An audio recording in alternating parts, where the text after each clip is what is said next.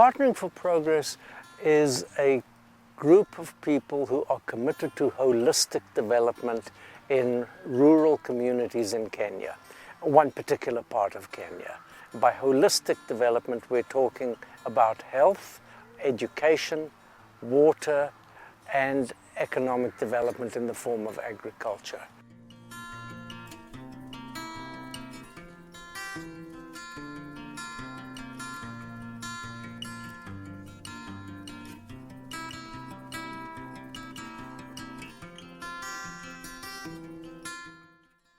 We really are looking for those kids who are, based on their height and weight to their age, are very malnourished. We start analyzing their data as they go through the weekly education classes.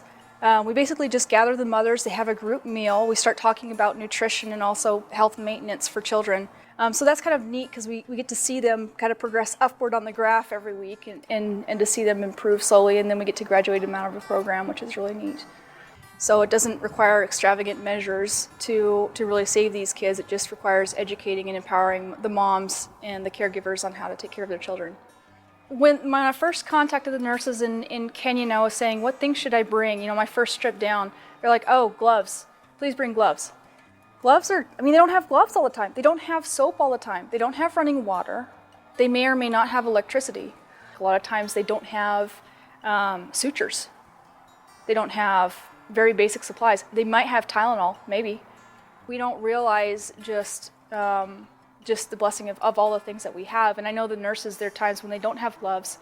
In an HIV area, when you're doing care and delivering babies, they'll wrap plastic, bags around their hands just to have something covering their hands. And that's the reality of what they have to deal with day to day. Education, as in so many developing countries, is a crucial vehicle for advancement, both for individuals, their families, and their communities. So it was really heartwarming for me to meet with two groups of students. One was a group of 3, and I just bumped into them and we got chatting. He is hoping to become a lawyer. One of the others, a young woman, is committed to getting into nursing. The third one looking at teaching. They clearly have professional aspirations. They wouldn't have a chance of doing that unless they finished high school, and they wouldn't be able to finish high school without financial help. Most of the water that you find in the Kopanga Gribe area is stagnant. It's been impacted by animals drinking from it. So, really what it boils down to is there's sufficient water, but none of it is safe or none of it is, clean enough to drink. The water supply system is 5-gallon buckets. Put a 5-gallon bucket on your head and off you go to the nearest wet spot. You can't just install clean water because they're carrying the 5-gallon bucket and they're going to go past 4 or 5 different water supplies before they get to your fancy new system. We're sitting around during one of our meetings and we started doing some calculations on, annual rainfall, how many inches, and then, the square feet of a roof, and thought, wow, there's enough actual rainwater falling on the roofs of these schools to supply them with the 2 wet seasons a year, year-round water. And compared to something that's, been on the ground for quite a while, rainwater is really clean. I've tested each one for bacteria, and every single one of our projects has ended up being, water that's safe to drink.